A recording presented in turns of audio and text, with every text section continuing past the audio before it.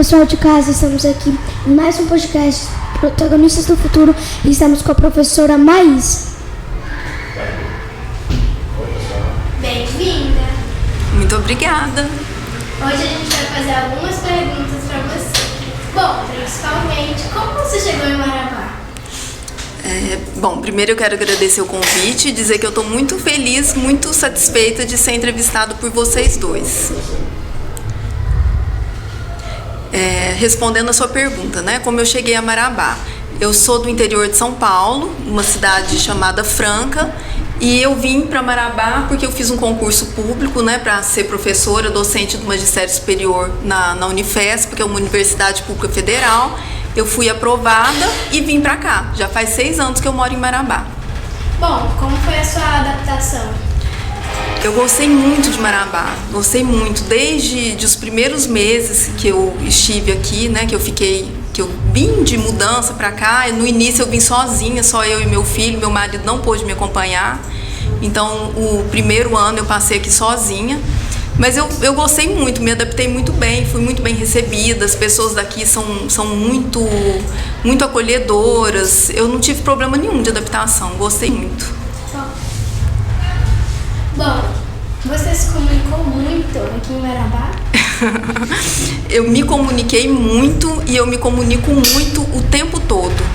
Eu estou sempre em comunicação, porque eu sou professora, né? Sou professora em uma faculdade de letras português. Eu ensino língua portuguesa, eu ensino linguística e ensino os meus alunos a como ensinar a língua portuguesa, porque esses meus alunos da faculdade, depois eles vão ser professores em escolas como essa, né? Escolas de educação básica. Então eu me comunico o tempo todo com os meus alunos, com os meus colegas professores, com os meus colegas também de outros cursos, meus colegas superiores hierárquicos. Eu estou sempre em comunicação. O autor Martin Buchner, ele fez uma obra do mundo da escrita. Ele alerta que as revoluções em tecnologias de escrita não ocorreram frequentemente no mundo, citando apenas 3 grandes momentos: a revolução do alfabeto, a revolução do papel e a revolução da impressora. Para o autor, possível uma nova grande revolução? Com certeza, eu vejo dessa forma, né? Inicialmente, nós éramos seres da oralidade. A nossa comunicação era toda feita oralmente, né? Nós falávamos uns com os outros. A escrita, ela só veio bastante tempo depois. E aí, a partir do surgimento da escrita, da invenção da escrita, nós começamos a registrar. Isso tudo que a gente dizia começou a ficar registrado, né? Para a posterioridade. E aí, depois disso, né, foram acontecendo outras revoluções nesse processo de comunicação.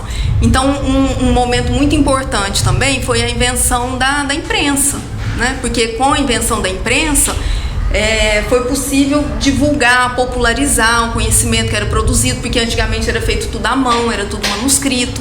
Aí veio a imprensa, fez essa popularização.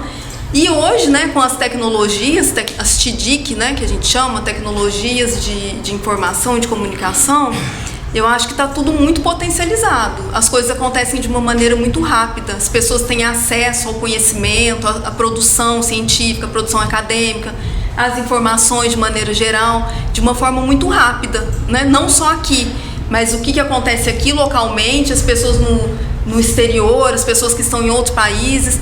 Então isso interliga muito as pessoas assim, de uma maneira muito mais intensa, né? Mas por outro lado também tem os problemas, que são as fake news, que são os crimes cometidos por meio da internet, cyberbullying, crimes de ódio. Então tem esse outro lado também, mas com certeza essa revolução, eu acho que a cada dia, assim, coisas novas vão surgindo o tempo todo. Você acha muito importante o uso da língua portuguesa? Eu acho muito importante. Eu acho muito importante o uso da língua portuguesa, assim como o uso de qualquer outro idioma, de qualquer língua, né, natural. É muito importante que nós, como falantes, nós conheçamos a língua portuguesa, que nós dominemos a língua portuguesa e que nós tenhamos assim a consciência de que a língua portuguesa é como se fosse uma ferramenta tecnológica. Quando a gente domina bem essa ferramenta, com certeza a gente vai ter mais chance de ter uma ascensão social, vai ter uma chance de viver bem com as outras pessoas, vai melhorar a nossa condição de vida. Então eu acho que é muito importante as pessoas conhecerem bem a língua portuguesa. O que você acha dos emojis que foram criados em 1999 pelo designer japonês? Eu acho muito interessante. Eu tenho alguns colegas, né, conheço algumas pessoas que estudam nessa área da linguística que não acham assim muito interessante, porque acham que as imagens estariam ganhando das palavras, né, como se fosse uma competição. Eu não vejo dessa forma. Eu acho que os emojis, eles complementam. Então a nossa tendência, o futuro é isso, são as palavras articuladas às imagens. Eu não vejo problema nenhum, pelo contrário, eu acho que se ajuda na compreensão, se ajuda na produção de sentido, se vai deixar um conteúdo mais interessante, mais dinâmico, se as pessoas vão gostar mais. Se eu tinha alguns problemas, né, com as exatas por um lado, com as humanas eu me saía muito bem por outro.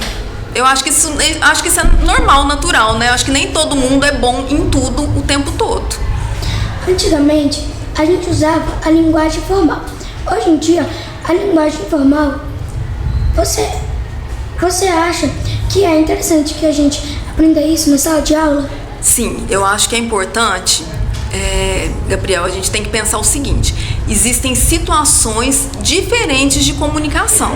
Então existem aquelas situações que são mais formais, e para participar dessas situações mais formais, nós precisamos sim usar uma linguagem mais formal. Mas, por outro lado, existem situações informais. Por exemplo, quando a gente está conversando com a família, com o pai, com a mãe, com o irmão, com o filho, com o namorado, nós não precisamos ter essa preocupação de ficar monitorando o tempo todo aquilo que a gente está dizendo, se está certo, se está fazendo a concordância verbal, a concordância nominal, se faz sentido, se eu estou repetindo palavras. Não, eu acho que num ambiente assim descontraído, nós podemos também, né, não ficar controlando muito. Mas, por outro lado, num ambiente de trabalho, eu gosto sempre de pensar nesses exemplos assim, ó, num ambiente de trabalho, numa entrevista de emprego, na sala de aula, né, o professor falando com os alunos, numa audiência. Imagina um juiz fazendo uma audiência com um advogado, cliente, ele tem que usar uma linguagem mais formal, né? Na escrita, nós precisamos usar a linguagem mais formal em alguns gêneros específicos da escrita. Então eu acho que é muito importante, sim, né? E o aluno tem direito de ir para a escola e de aprender essa modalidade mais formal na escola. Mas eu não acho que a gente tem que falar corretamente o tempo todo, não, porque fica até cansativo, né? As pessoas acham que a gente nossa, essa pessoa aí é chata, porque ela fica corrigindo a gente toda hora, fica monitorando, né? Então eu acho que tem momentos e momentos, situações de comunicação, tá bom? Bom, qual foi sua trajetória até chegar em Marabá? Certo. A minha trajetória, ela foi um pouco diferente do convencional, do tradicional. Antes de me formar em letras portuguesas, de me habilitar como professora, eu me formei em Direito. Então eu fiz a graduação em Direito lá na minha cidade, Franca. Fiz na faculdade que tem lá, né, que é a Unesp, Universidade Estadual Paulista. Eu me formei em Direito, trabalhei alguns anos como advogada na minha cidade. Mas, mesmo trabalhando como advogada, eu sempre fui apaixonada pela linguagem, especialmente pela argumentação. E aí eu trabalhava como advogada, mas eu não estava feliz como advogada, porque eu queria voltar a estudar. E aí eu fiz isso. Depois que eu trabalhei um tempo como advogada, eu decidi voltar a estudar. E aí eu fui fazer faculdade de letras, fiz mestrado, doutorado, pós-doutorado em letras, em estudos linguísticos. Deixei a advocacia, definitivamente, eu não advogo mais, e fiz o concurso para professora na área de letras portuguesas. Então essa foi minha trajetória, né? Eu fiquei entre o direito e as letras, mas agora eu estou mais para as letras. Eu trabalho como professora de português. Como é que você teve o sonho de ser professora de português? Eu sempre, eu acho que desde sempre eu tive esse sonho, porque eu sempre gostei muito de linguagem, muito das palavras, sempre admirei muitas pessoas que sabem articular as palavras, escolher as palavras mais exatas, com o melhor sentido, com melhor sonoridade. Eu gosto muito de literatura, né? Já comentei com vocês que eu gosto muito de ler. Então, para mim, esse sonho foi desde sempre. E ainda complemento que a minha mãe é professora de português. Minha mãe é professora de português e é escritora também. Então eu acho que essa paixão da minha mãe pelas letras, pela língua portuguesa, eu acho que eu acabei herdando. E aí eu fui por esse caminho também. Como foi se comunicar bem em termos de redes sociais? Olha, eu não sou uma pessoa muito adepta, muito afeita às redes sociais. Eu gosto mais da minha privacidade, da minha tranquilidade, então eu não sou muito participativa nas redes sociais. Mas eu acho que o principal é ter bom senso, é ter cuidado para não divulgar, não compartilhar informação falsa, não ofender as pessoas, não praticar crimes de informática, né? Não praticar cyberbullying e ter uma etiqueta, ter uma educação nas redes sociais da mesma forma como a gente tem aqui, frente a frente. Então eu acho que o que dá o tom, né, que diz como se portar nas redes sociais é o bom senso, a educação, a gentileza, a empatia, é não falar o que não deve, né, é uma preocupação com a verdade, com dizer só aquilo que é verdade. E aí eu acho que dá tudo certo para todo mundo. Muito obrigada pela por sua explicar presença mais, aqui no pela nosso sua podcast presença. Protagonistas do Futuro. Muito obrigada por vocês, pessoal de casa. E agora a gente vai encerrar o programa Protagonistas do Futuro. Muito obrigada, eu que agradeço. Foi um prazer falar com vocês. Muito obrigada.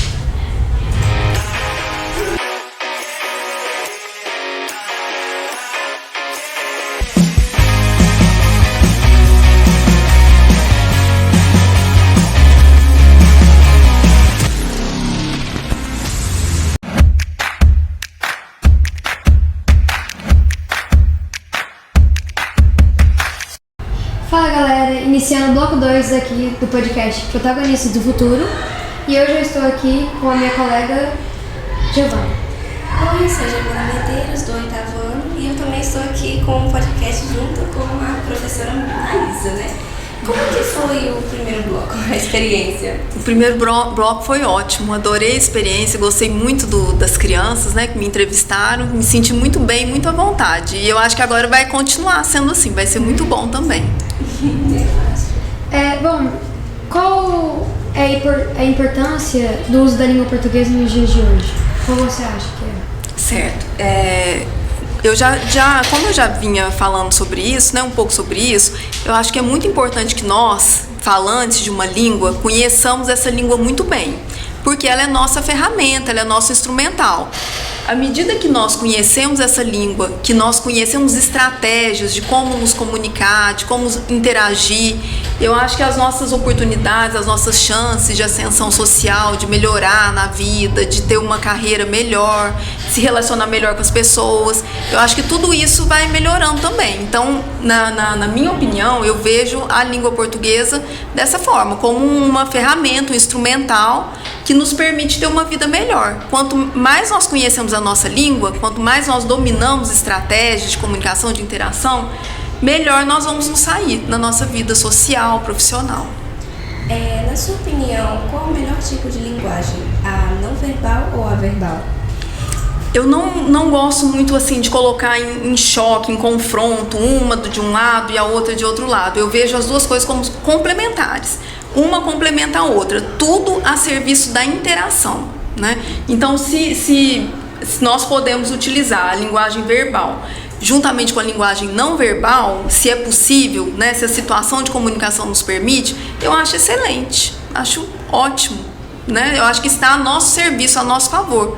Então, eu não vejo uma superior à outra, vejo como complementares.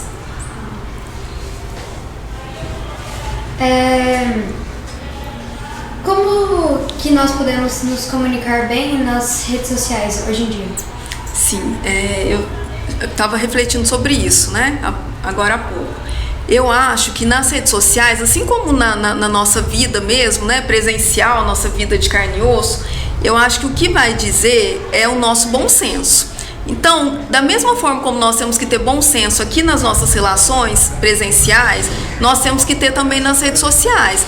Tomar cuidado para não compartilhar informação que a gente não sabe se é verdadeira, é a primeira coisa.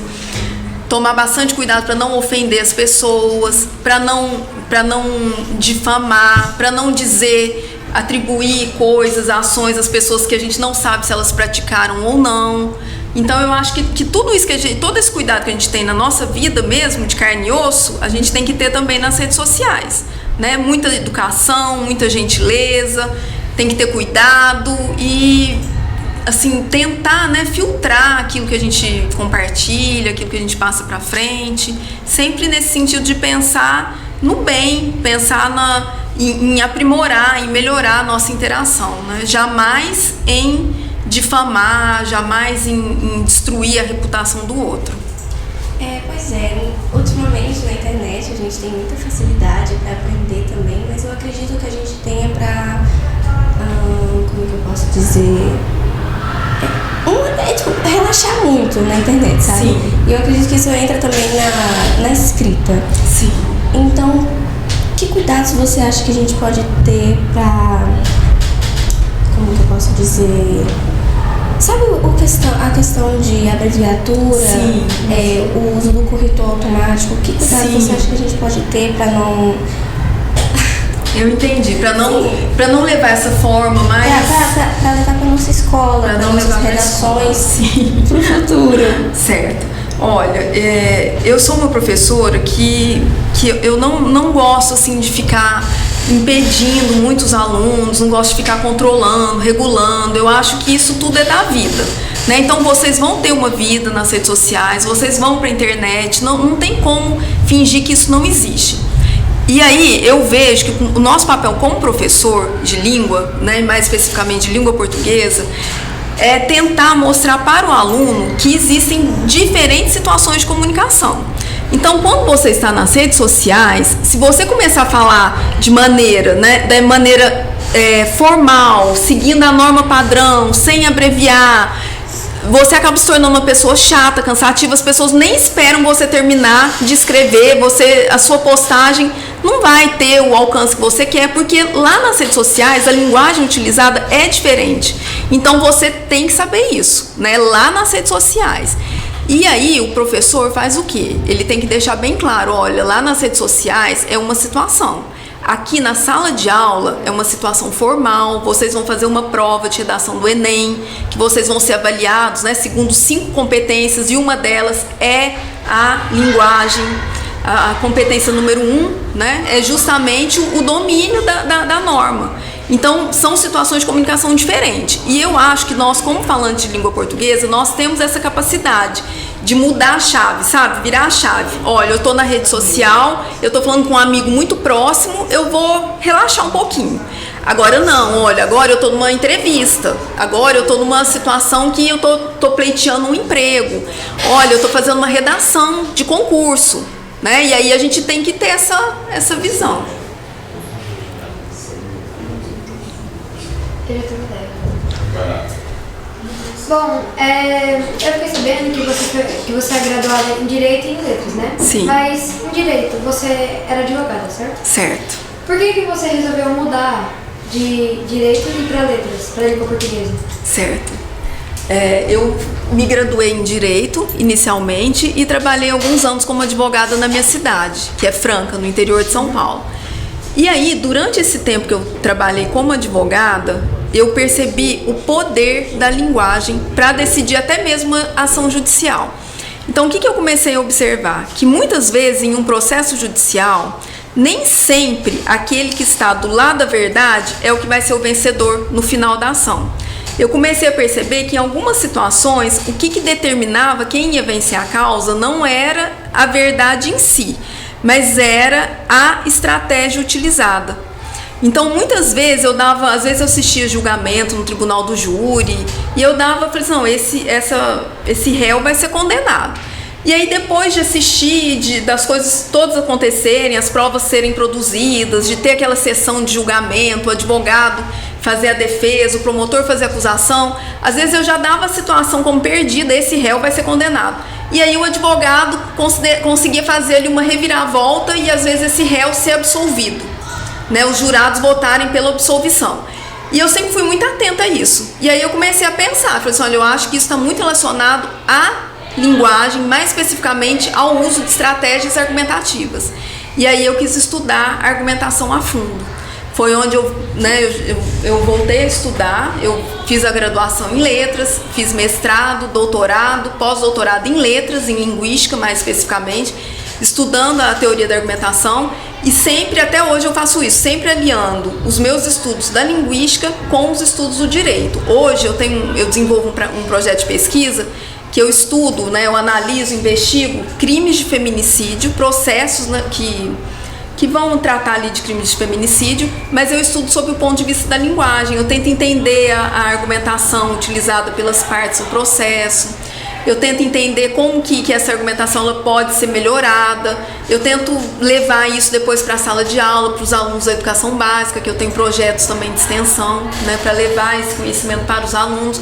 Então foi isso, eu gostava muito do direito, não gosto para ser advogada, não tenho vontade de ser advogada, nem juíza, nem promotora, nada disso, porque eu gosto de ensinar, eu gosto de dar aula.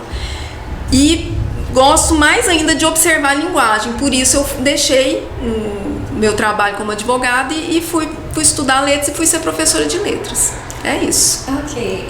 De que forma a língua portuguesa e as comunicações influenciam na área empresarial? Na área empresarial, eu acho que influencia muito.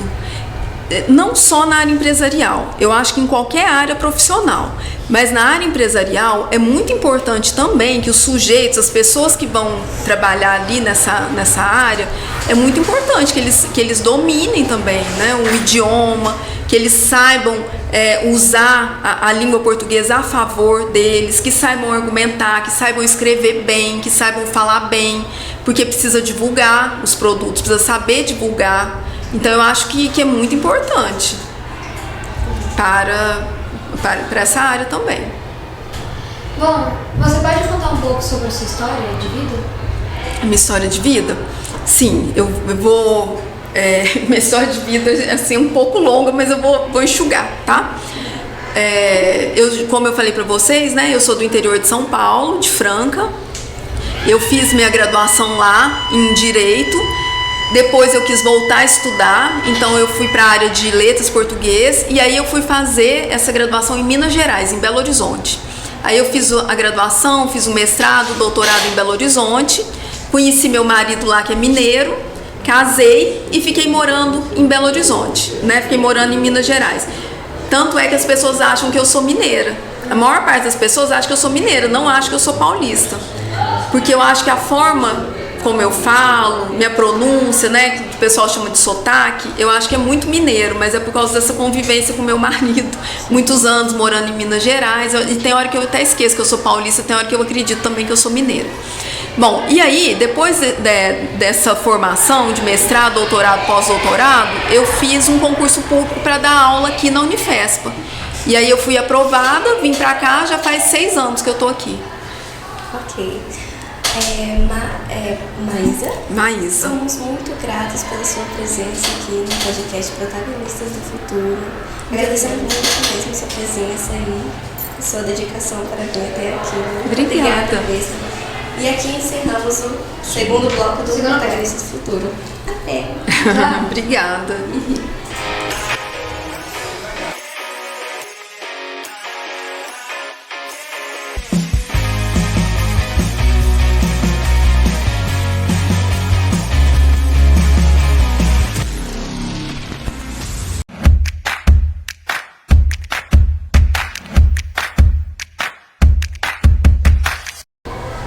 Fala galera, estamos aqui no podcast Protagonistas do Futuro, iniciando o último bloco com a presença da ilustre Maísa, que é graduada em Direito e em Letras, além de ser doutora em Linguística. Aqui do meu lado está Ana Clara, como vai? E eu queria assim começar, você já recebeu muita pergunta hoje, mas eu queria só assim para ter o primeiro contato. Há quanto tempo você trabalha na área da educação, assim, sabe? Certo. Bom, especificamente trabalhando como professora mesmo, tendo uma sala de aula minha, que eu fosse a regente da sala de aula, faz 11 anos. Mas antes disso eu estudei para ser professora, né? Então eu fazia estágio nas escolas, eu trabalhava, às vezes eu dava mini curso a respeito de gramática, a respeito de produção de texto, mas que eu tive minha primeira sala de aula mesmo, que eu fui responsável pela sala de aula faz 11 anos e assim foi uma alegria porque meu sonho era ter alguém me chamando de professora. Eu sempre quis ouvir de alguém, professora, e agora eu ouço sem parar o tempo inteiro. Mas foi muito bom, foi uma experiência assim que eu não me esqueço. E aí pessoal, eu sou a Ana Clara, do segundo ano, e eu quero perguntar a você. No último bloco você falou sobre o Enem, né? Eu Sim. queria saber as suas dicas para nós, alunos que vamos prestar vestibular, né, no Enem, se sair bem na área de linguagens e na redação. Quais são essas dicas? Certo. Bom, são duas questões, né? A área de linguagens e a redação do Enem. Eu acho que de maneira geral, para se sair bem nas duas, é preciso que o aluno tenha repertório, que ele tenha conhecimento de mundo. Para o aluno ter repertório, para ele ter conhecimento de mundo, ele precisa ler, ele precisa ser curioso. Quando eu digo ler, não é ler só clássicos não, porque a gente acha assim, não, vai ter que ler os cânones da literatura. Também, mas não só. Ler o mundo em geral. Como é que nós lemos o mundo?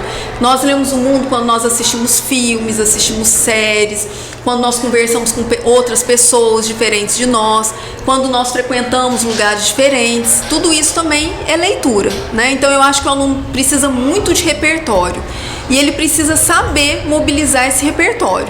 Então, na redação do Enem, a redação do Enem ela é um tipo de texto assim, muito fechado, que tem algumas regras que nós temos que saber seguir em relação à estrutura, em relação ao conteúdo, em relação até mesmo ao número de linhas. Então, a gente precisa conhecer como é que o aluno é avaliado nessa redação. O que é que vai fazer ele ter uma nota maior? O que vai fazer ele sair dos 500 pontos e chegar a 800, 900 ou até mesmo a redação nota 1000? Tem critérios de avaliação. Quando o aluno conhece esses critérios, quando ele sabe no que é que ele está sendo cobrado, eu acho que ele tem chance de se sair melhor, né? Então eu acho que a primeira coisa é o repertório, ter um repertório, ter um conhecimento de mundo e depois conhecer as regras do jogo, que quando a gente conhece bem as regras do jogo, a gente pode jogar melhor. Só retomando uma coisa que foi citada no último bloco, nos dias de hoje, né, a gente tem essa forte presença das redes sociais, né, que englobam todo, e vem se criando uma espécie de nova linguagem, né? Sim. Um novo português. Sim, uma nova que carrega linguagem. essas coisas da abreviação, essas outras coisas, né? Muita gente usa, eu não diria eu uso assim, né? Porque eu não tive contato tão cedo com isso, né? Então eu às vezes não me sinto tão confortável em abreviar umas coisas, né? Mas a maioria até usa, né? Então eu queria perguntar para você, se você acha que isso é degradante para a língua portuguesa, né, para a nossa língua, ou se é beneficente, já que ela consegue alcançar outras pessoas, ligar outras pessoas com uma linguagem mais simples. Certo. Bom, como eu já falei com vocês, assim, eu sou uma professora um pouco diferente, sabe? Eu não vejo a língua portuguesa assim como um tesouro guardado a 7 chaves, acorrentado, que nós vamos degradar com as mudanças. Eu não vejo assim. Eu acho que a língua é das pessoas. A língua serve para ajudar as pessoas. Ela existe para as pessoas e não as pessoas existem para a língua. Então eu acho que como pessoas, como falantes da língua portuguesa, é normal, a gente muda, a sociedade muda, os costumes mudam, a língua vai mudar também. Então eu tenho essa visão, a gente chama isso até de estar relacionado com variação linguística, né? Eu tenho essa visão de que a língua está sempre mudando, e é assim, e ninguém vai impedir por meio baixando uma lei, obrigando que a língua se mantenha do jeito que é, que as pessoas não façam essas abreviaturas, que as pessoas não tenham essa forma diferente de se comunicar na internet. Eu acho que nem por força de lei, e eu acho que não é assim que as coisas funcionam. Então, colocado esse primeiro aspecto, né, eu acho muito interessante que as pessoas saibam, tenham noção de situações diferentes de comunicação. É a mesma coisa com a vestimenta. Numa festa, num baile de formatura, numa situação assim mais formal, eu provavelmente não vou aparecer vestida de tênis, de chinelo de dedo, de camiseta, né? Eu vou pôr uma roupa adequada. Por outro lado, num campo de futebol, assistindo um jogo do Águia contra o São Paulo, eu não vou de terno e gravata. Eu vou vestida de uma maneira que eu vou me sentir mais confortável, que eu vou aproveitar melhor aquela ocasião. A mesma coisa acontece em relação à linguagem.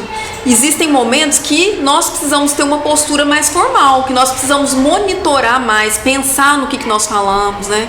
Existe essa preocupação de escolher as palavras, de fazer as concordâncias da maneira mais correta possível. Algumas situações exigem isso da gente, situações formais. Mais uma vez eu volto no exemplo, uma conferência, uma entrevista de emprego, uma prova do Enem, uma redação de concurso público. Você vai usar todo o seu conhecimento da norma padrão, do que a gente chama de norma padrão, né? Agora, na internet, as coisas acontecem de uma maneira diferente, num ritmo diferente, os interesses são outros. Então, existe, você falou perfeitamente, uma nova linguagem que surgiu por causa das redes sociais. Eu acho que é muito válido, né? Agora, nós como professores, nós temos que deixar isso muito claro para o aluno. Olha, lá nas redes sociais, conversando com o seu amigo, interagindo pelo WhatsApp, postando lá os conteúdos, você pode usar essa linguagem que é menos monitorada, mas na escola não. Na escola nós estamos aqui, é direito do aluno aprender o português, a norma padrão, o formal, e eu acho que nós somos capazes, nós somos muito inteligentes, como falantes da língua, nós conhecemos muito a nossa língua, nós somos capazes de adaptar, virar a chave, o botão do informal para o formal, mas eu acho que isso tem que ser exposto, tem que ficar muito claro para o aluno. Então essa é a minha opinião, o meu ponto de vista. É claro que existem outros professores que são mais conservadores, mas eu vejo dessa forma. Certo. Saindo desse assunto, eu queria saber, você como da área da educação, né? Sim. Se você tem algumas críticas ao governo do nosso país sobre, ou então alguns métodos que você acha que nós podemos inserir para diminuir a taxa de analfabetismo aqui no nosso país, que é muito grande. Você tem algumas críticas? Bom, eu entendo que essa questão da educação, a taxa de analfabetismo está muito relacionada com desigualdade social, né? Eu acho que no nosso país existem algumas poucas pessoas que são muito ricas, excessivamente ricas, que ostentam aí um salário, que ostentam uma renda e gostam de mostrar isso de uma maneira que eu acho até cruel, desumana. E por outro lado, existem muitas pessoas numa situação de pobreza extrema. Então eu acho que o principal problema a ser combatido é essa desigualdade social. À medida que a desigualdade social que ela for assim, minimamente, né, equilibrada, eu acho que a educação vai caminhar também, mas eu vejo assim como muito positivo essa abertura do ensino superior para outras pessoas, porque na minha época, quando eu fiz vestibular, eu fiz um vestibular para o curso de Direito que havia 58 candidatos para uma vaga. Hoje eu acompanho os alunos, as coisas já não são mais assim, existem mais vagas disponíveis, existem outras formas, outros recursos, como por exemplo as cotas, que auxiliam as pessoas que normalmente não teriam chance nenhuma de ir para a universidade.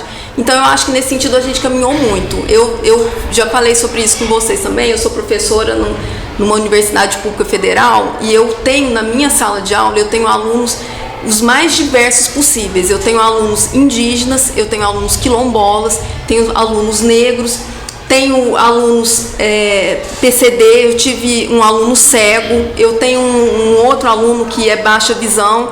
Eu acho isso maravilhoso, essa abertura, que todas as pessoas consigam chegar à universidade, que todos tenham acesso à universidade. Eu gostaria que existisse vaga para todo mundo, que não precisasse nem ter Enem.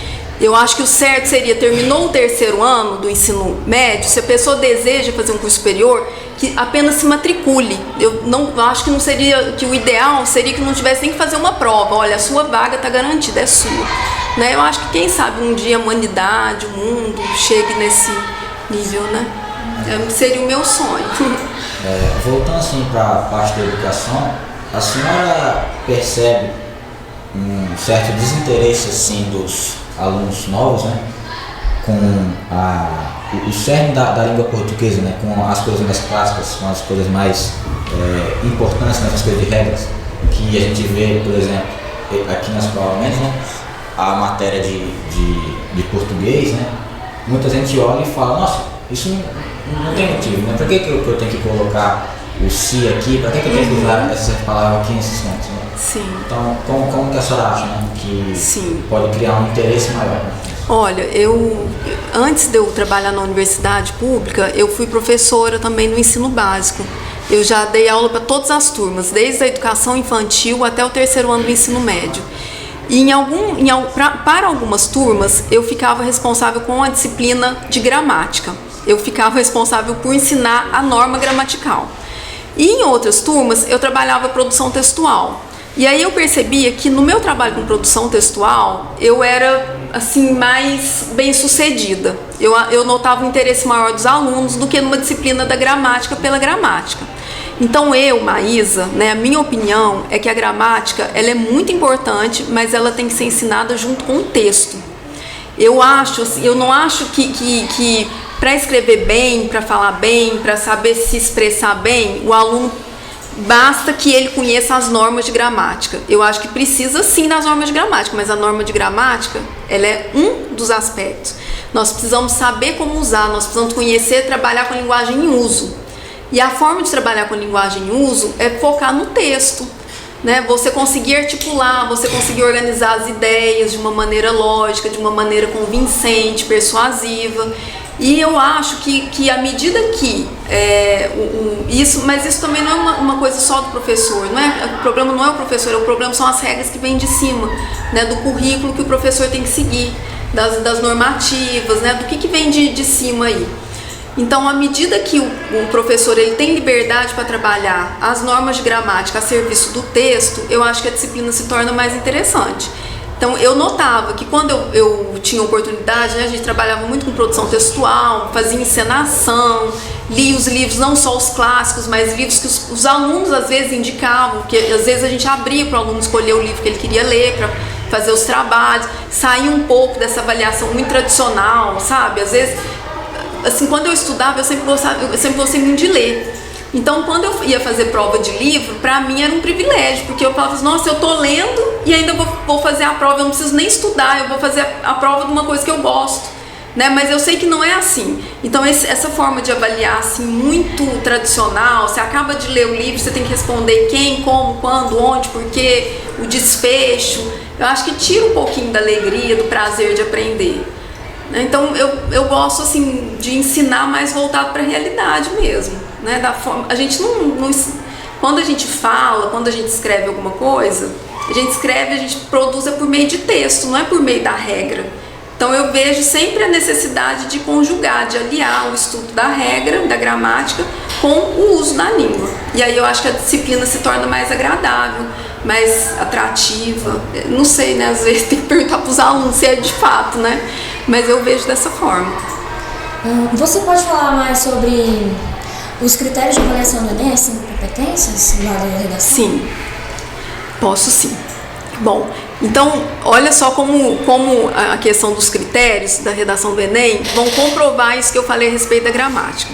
Quando o aluno faz a prova de redação do Enem, ele é avaliado por uma banca examinadora que é composta por professores de português que passam por um treinamento muito sério, que é muito exigente, né? Então, cada redação ali ela vai ser analisada por uma banca.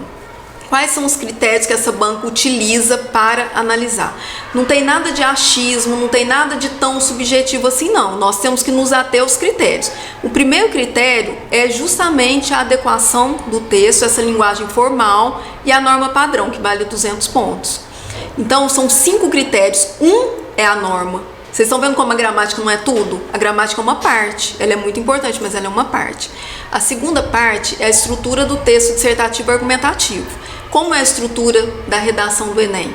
Tem que ter uma introdução apresentando uma tese, tem que ter um desenvolvimento com argumentos a favor, a serviço dessa tese, e tem que ter uma proposta de intervenção social, geralmente ela é feita ao final. Né, uma conclusão onde você retoma tudo que foi dito e faz a proposta de intervenção social. Essa é a estrutura. Se o aluno consegue estruturar o texto nesse padrão, ele recebe ali os 200 pontos. Né? Se não consegue, ele vai perdendo ponto. E também isso aí vai entrar também a questão do tema, se ele conseguiu chegar ao tema, ou se ele tangenciou o tema, se ele fugiu do tema. Mas é basicamente a estrutura. Um outro critério, que é o terceiro critério, é a seleção e organização dos argumentos. E aí, para mim, esse é o que mais precisa ser trabalhado nas escolas de ensino básico. Porque o diferencial que faz uma redação ficar muito boa é a qualidade dos argumentos. Porque a estrutura, o aluno, qualquer pessoa consegue dominar a estrutura, com um pouquinho que ele estudar, ele consegue produzir um texto, né? E tá aí, vocês sabem muito bem como que os alunos têm feito. Às vezes pega um modelo e vai só trocando as palavrinhas, né? Para se adequar ao tema que está sendo cobrado. Então eu acho que o segredo do sucesso tá nos argumentos. E para argumentar bem, o aluno precisa ter aquele repertório que eu já falei para vocês. Ele tem que trazer argumentos de diversas áreas do conhecimento. Quem é que tira a nota mais alta no Enem? O aluno que sai do senso comum. Porque sabe aquela história de dizer assim, o direito de um termina onde começa o direito do outro. Tá certo, é isso mesmo, mas isso é muito óbvio, todo mundo sabe que é isso. Isso é senso comum. A redação, ela se torna diferente, ela se torna mais valorizada quando ela traz um argumento que ninguém pensou. Quando ela sai daqueles textos motivadores, né? E aí tudo que vocês aprenderam na vida de vocês, de história, geografia, filosofia, vai ser avaliado nesse quesito aí, que é a competência 3. A quarta competência, né, o quarto critério de avaliação, é a coesão do texto. O que é a coesão? Coesão é ligação, articulação. Articulação do quê? De uma palavrinha com outra, por meio das preposições, de uma frase com outra, de um parágrafo com outro. Tudo isso tem que estar articulado, não pode ter salto no raciocínio. O leitor não pode ler a redação e achar assim, nossa, mas ele estava falando de um assunto aqui, agora ele mudou de parágrafo, parece que ele começou outro texto, parece que tem outra redação. Isso é coesão. A coesão, ela é avaliada na competência 4, vale 200 pontos. Usasse aquelas palavrinhas, sabe aqueles conectivos que a gente aprende na gramática e nem dá muito bola? Sabe, as conjunções, todas essas palavrinhas, né, que vão fazendo a passagem aí de um raciocínio para o outro. E por fim, a última competência, né, o último critério, que também vale 200 pontos, é justamente a elaboração de uma proposta de intervenção social. O que é essa proposta? É o aluno dizer o que pode ser feito para melhorar o problema que foi evidenciado ali na redação. Eu acho que essa proposta de intervenção social é um avanço, porque é muito fácil reclamar, apontar os problemas, mas à medida que o aluno tem que fazer uma proposta, ele tem que pensar também numa forma de combater. Aí não é mais só chorar as mágoas, né? É pensar em alguma coisa do que pode ser feito. Então esses são os 5 critérios de avaliação, cada um vale 200, ao todo a pessoa ganha nota 1000, né? Se conseguir se sair bem em todos esses critérios. Certo. Obrigada, Maísa, por Eu que agradeço. A gente tem uma lembrancinha pra você. Gente. Muito obrigada, viu? Obrigada, Agradeço, pessoal. foi um prazer passar amanhã aqui com vocês, foi um prazer responder as perguntas de vocês. Prazer também. Fico muito honrada. Obrigada. Obrigada. Então, muito obrigado aí a todo mundo que assistiu, muito obrigado a todo mundo que esteve atento aí às perguntas e às respostas. Mais uma vez, muito obrigado a Maísa aqui. E é isso, esse foi o último bloco do Protagonistas do Futuro. Espero que tenham gostado.